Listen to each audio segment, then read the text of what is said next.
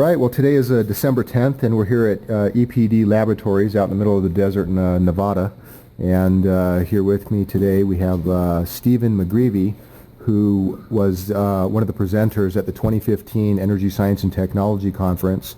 And his presentation is available at naturalvlfradio.com. And it was a fascinating presentation about using some of his custom-made receivers for listening to a lot of the sounds of the environment, in the natural environment. And you have a couple of these receivers with you here. You want to explain a little bit about what those are and how they work? These are I used to call them Whistler receivers. They're actually ELF, VLF, audio frequency band receivers. They're two actually prototypes. This shiny pretty one with interesting stickers and stuff on it I made whimsically as one of my personal receivers. It's not the production model of WR3, but it was an earlier one that I was thinking of that has a high pass, low pass. So let me turn it on. You can hear I actually put a speaker in this one, and Eric and Justin have really been enjoying this one. And here it's picking up Nevada energy. So that's the 60 cycle hum of the power lines? 60, 120 cycle harmonics. Power lines, besides the fundamental frequency, generate PLHRs, power line harmonic radiation, and it can just go all throughout the whole audio spectrum.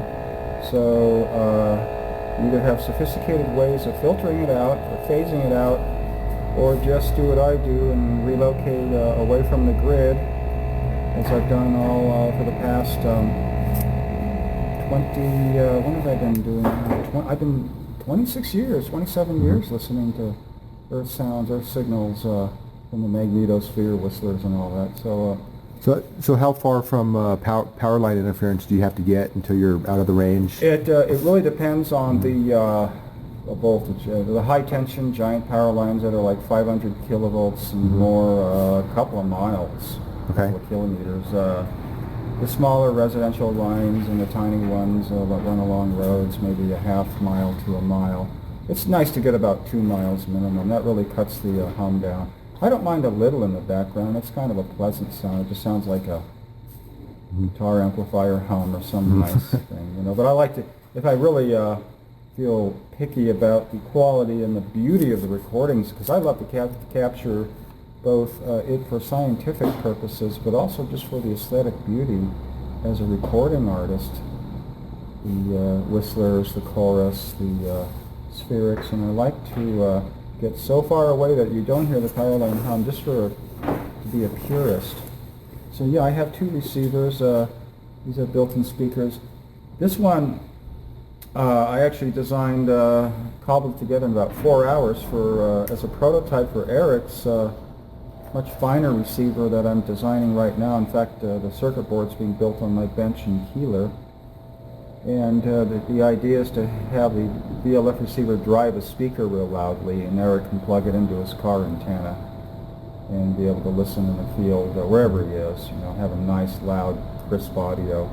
So that was the goal of building this receiver with the little 2-inch speaker on the front, just in a tacky plastic box, decorated with my typical globe stickers. This is, after all, Earth radio, so. And then for fun, as I'm a radio experimenter, I decided, well, since I completed this, I might as well make it a dual-purpose unit. And if you pull off these are the Super Stick 2 antennas that I include with the WR3s, and people love them. They're actually made for 2-meter amateur band use. They have a loading coil. But this is basically just not there as far as the ELF receiver is concerned, but it makes it nice and flexible, and it's long, so it gives sensitivity. And so I've really gravitated to using these whips the past 10 years, and including them with the production WR3s. If I pull this guy off for the audio band, and I have a little, approximately a quarter wavelength antenna, or maybe longer, but this is actually very effective at picking up 2400 megahertz Wi-Fi signals and microwave oven leakage and I discovered before my microwave oven gave out, and I decided not to get another one, that the microwave oven emitted far more radiation and noise, and I could walk around the house with this thing on, listening to the buzzing of the microwave oven and the picket fencing, and find hot spots in the house. And it was really strong in the kitchen, and it actually put out more radiation than my Wi-Fi router in the house. And I'll demonstrate how a Wi-Fi router, the data packets. So this can pick up your Wi-Fi router data packets. And that's the entire antenna right there? Yeah, the little tiny thing on this. What is picket fencing? Well, picket fencing is an effect where the signal's kind of phasing in and out. If you're getting reflections in multi-path, and you're moving through the field, that causes destructive interference, sort of a phasing fade out, and then you hear it on FM radio usually when you're driving in a weak station area, and you hear the station flutter in and out rapidly, blah, blah, blah, blah, blah, blah, blah. You know, that's a quarter wavelength you're moving through, and the phasing in and out. We used to study that in Marin County. And microwaves do it too. It's really interesting that you just move a few inches and hear the picket fencing, especially on a signal that's constant. Hard to notice it on more of a data packet clicking sound. So I just made a dual-purpose. Yeah, I'll demonstrate the Wi-Fi router, which doesn't seem to have too strong of a signal. I can get my router about 5 or 6 feet away. As you can see, it's positionally very sensitive. You can hear it's loud. You move it a half an inch. So that fluttering sound, what is that? The hum is just your AC hum, but the ticking noise is the actual data packets that the router is putting out, transmitting. It's just a clicking. It's actually a click with a buzz embedded in it. It's just getting your Wi-Fi router. Very nice for detecting microwave leakage. If you hook a longer antenna to it, you modulate AM broadcast stations and short waves, or you can put a tuned input on it. So it's just one of my fun toys that I like to cobble together. So the production models that anyone can just purchase off of your website, which is auroralchorus.com. Auroralchorus.com. And but they're basically the same size. I mean, I have one of the smaller. I have one of the smaller units. Slightly narrower. I had to give up. I had preferred a aluminum case that was unpainted, but unfortunately the manufacturer's quality control on these in the late 90s to early 2000s began to be really terrible. Hammond, I don't mean to, and they were not putting threads in the screw holes. I could not put the lids on, and I had to give up and go to a narrower black enclosure, a crinkle black paint enclosure, which looks really pretty. It's kind of a black box look, especially when combined with this. People say it's a really neat looking receiver, and really, I just get all these compliments. It's really stoutly designed, and robust is the word. So, yeah, this is about the approximate size, a little narrower, but the same height, and it has a BNC connector in the center. It doesn't have the, I formerly, when I came out with a WR3, just used a screw post, and found that the antenna would break or flop, and it was really messy. And so I gravitated to BNC bases and these nice whips. So it's just a matter of basically you just take it out, put the antenna on, fill it up, plug your headphones in, 8 ohm output. So it'll take the little iPod, Walkman, Sony headphones that we all use, and you just get yourself in outside. You can hear, if you want to listen to the power line hum or get farther afield and hear the lightning storm static, spherics, and if you're lucky at the right times, you can hear the other phenomena. I've actually been up in Canada with, I think I had this unit, I made this in March 96, so this was the one that I brought on my Canadian expeditions in 1996. A couple I described at the science conference. And up at the Canadian geomagnetic latitudes, say around the latitude of, say, Edmonton, Alberta, Canada, and Saskatoon, you get up north into the boreal forest, the magnetospheric sounds really dominate. And they are so strong all day that I was just walking around like like a portable radio just in the woods and in the open areas, listening to this stuff in the headphones with actually this unit here.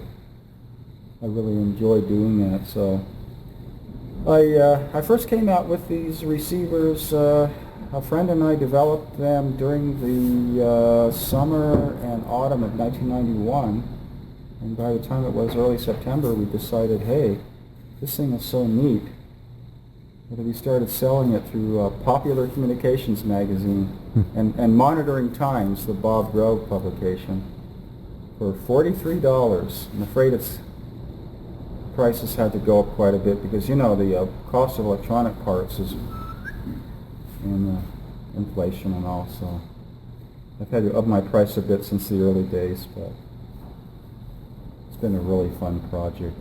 Thanks, Aaron. So speaking of earth sounds, I don't know if you can hear this crazy windstorm outside. Been a lot of windstorms in the western United States over the last month or so. We had a big one in Spokane that knocked out the power to probably over 400,000 people. Yeah, and days before that, a fellow in Vancouver said it knocked out the power and the internet there for 3 days in Vancouver. That was just 2 days before it whacked eastern Washington, so...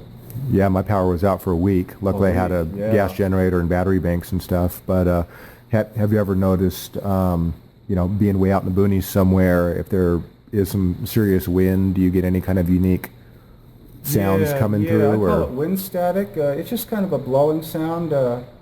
Eric's noticed it too. With an electrostatic receiver like this, as opposed to a magnetic loop design, these unfortunately are susceptible to picking up electrostatic noise that the wind creates. We're living in this high voltage electrostatic field, you know, it's just there. And so the wind, especially when the weather's really dry and the humidity's really low, the ESD potential is terrible. And I frankly don't listen in the wind because it just creates a blowing noise in the antenna, just due to air movement apparently. And it actually winds up sounding like wind. Sounds like wind. Yeah. Oh, another really weird phenomenon we discovered. Petting the dog. Yeah, the electrical dog. Here, this next one. Emmett. Here. Come on. See if you can pick up the dog, petting the dog.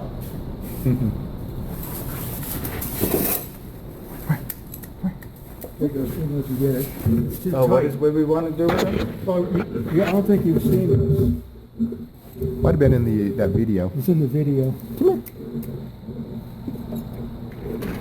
You can turn your receiver on. Turn your receiver on. Oh, the dog. Oh, yeah, okay. Some high pass. Oh, the ESD of the dog for. Oh, yeah. Oh, I can hear it already. You can hear people walking around. Yeah. Okay, let's see. The dog's not hot today. Yeah, There we go. That's big sparks. Yeah. Oh, 2 mornings ago when I was at the Tonopah Station Hotel, I touched the elevator button, got the worst shock I've ever had in years on ESD. It was like, pow! I went, oh my gosh, I'm glad I didn't have one of these. Oh, there we go. Blown out the front end. But this does have diode protection input, Zener's. I've actually tried that. I built these really robust front ends, and a gentleman actually took it out on Owens Lake during the worst dust storms.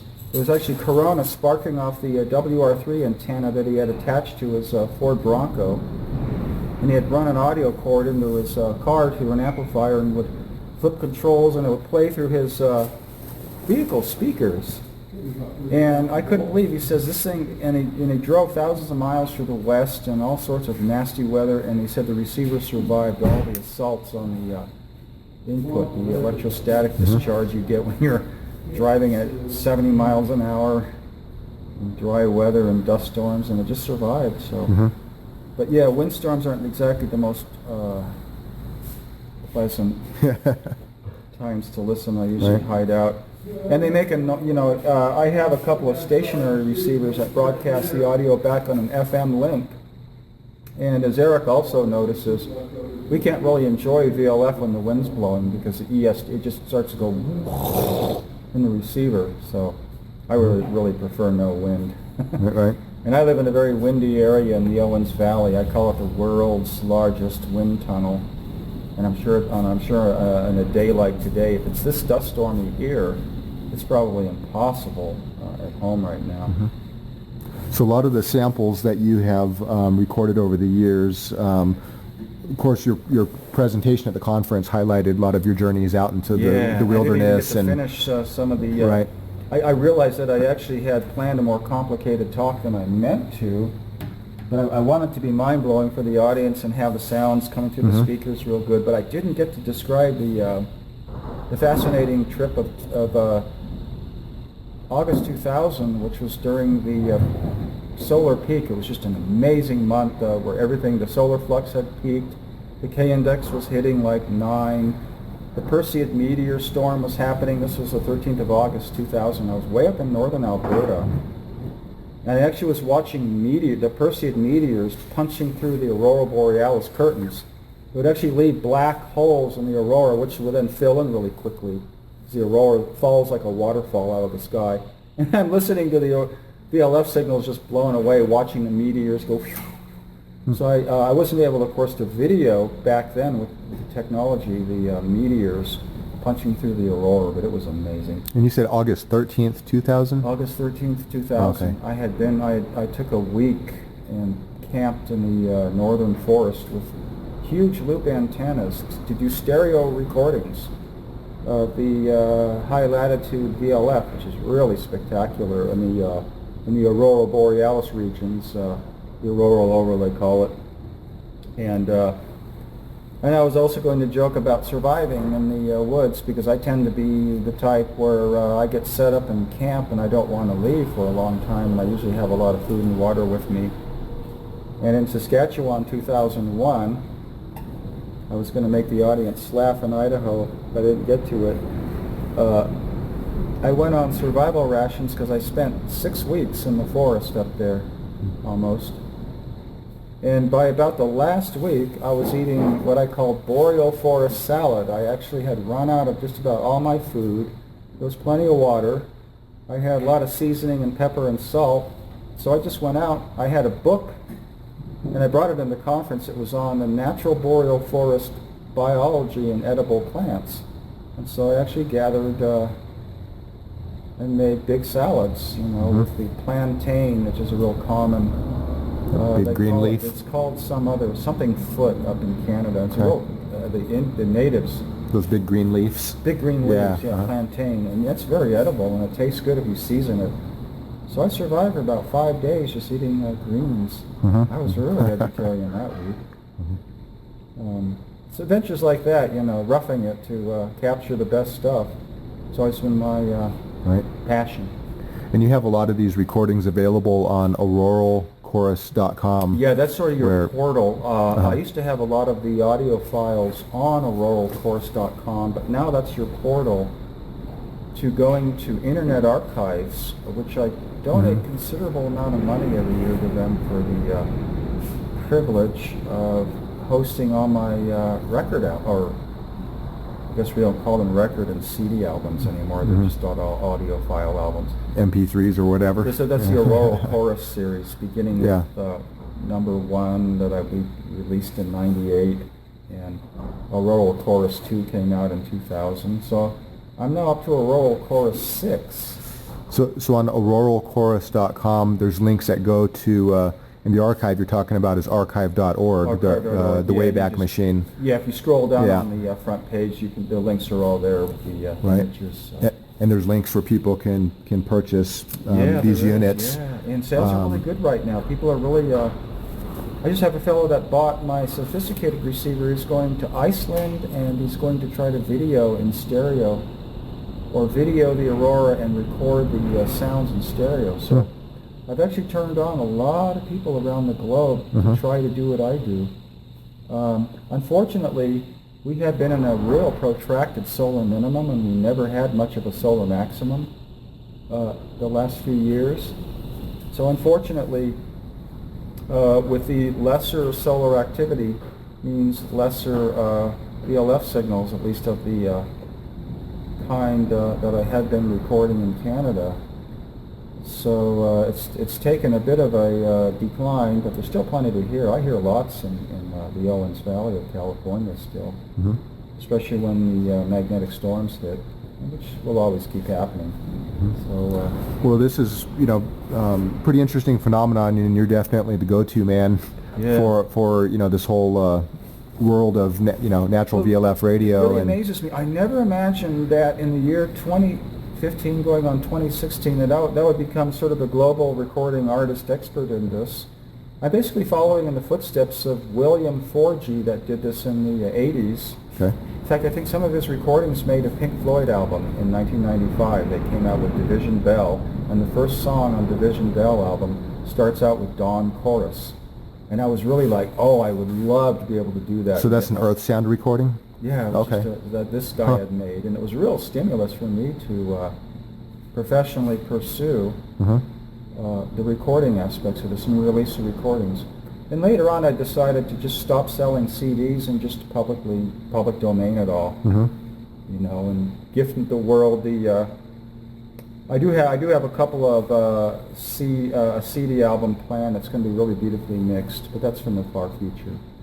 Right now, I'm just putting all the recordings online for free for the world to enjoy. You know. And this is something that's simple, easy, and fun for even kids to get. Yeah, kids take a part of. These receivers are actually not terribly difficult to build, and as a gift to the world too. You know, I'm not interested in being secret and proprietary about my circuit designs, and so I put them all on the website too. And really, the circuit what I'm trying to say, the complexity of the circuit is really not much at all. It's simpler than an old AM pocket radio was. So. A lot of people are building these things on their own. In fact, I gave a donation to a really poor man in Scotland. He was lamenting in an email that he could not either afford a new receiver of mine, nor could afford the circuit board of components that I sell. I do sell an option where the buyer can just get the circuit board with the components mounted, and they do the installation, whatever enclosure type they like. So I just decided this man was lamenting being on low income pension, but he had such a passion for VLF that every once in a while I just gift people. It's my way. It's kind of a neat way to get kids reconnected with the natural world around them. Kids really need to be connected to the natural world. In the world of iPods and Oh well, and their phones and tablets and all that, and game systems. Got to break them out of all the tech toys a little, get them out into the boonies, and it's a fun thing. I've always loved the aspect of natural radio, VLF listening, is that it requires usually a little field expedition, just like bird watching or a great field trip. Yeah, field trip. And it's good for the kids. Kids love being outdoors, like dogs in the house. Yeah. While the winds are really going. So do you have any final words before we wrap it up? And I just want to say thank you, Aaron, and thank you everybody for enjoying the video and for being enthusiastic about my work and passion. Thank you all. Okay. Well, thanks for making the trip over here to. It's been fun. Eric's lab is spectacular here. The EPD laboratories. Definitely coming together, and we'll be doing some video on that too. Yeah. Okay. Well, thanks a lot, Stephen. Thanks, Aaron. Okay.